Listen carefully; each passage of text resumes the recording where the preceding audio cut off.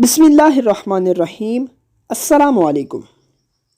حضرت عائشہ صدیقہ رضی اللہ تعالیٰ عنہ فرماتی ہیں کہ ایک شخص حارث بن حشام نامی نے حضور صلی اللہ علیہ وآلہ وسلم سے سوال کیا کہ حضور آپ پر وحی کیسے نازل ہوتی ہے؟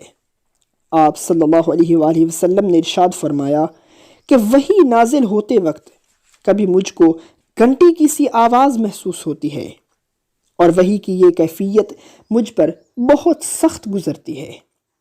جب یہ کیفیت ختم ہوتی ہے تو میرے دل و دماغ پر اس فرشتہ کے ذریعے نازل شدہ وحی محفوظ ہو جاتی ہے، اور کسی وقت ایسا بھی ہوتا ہے کہ فرشتہ بشکل انسان میرے پاس آتا ہے اور مجھ سے کلام کرتا ہے، بس میں اس کا کہا ہوا یاد رکھ لیتا ہوں۔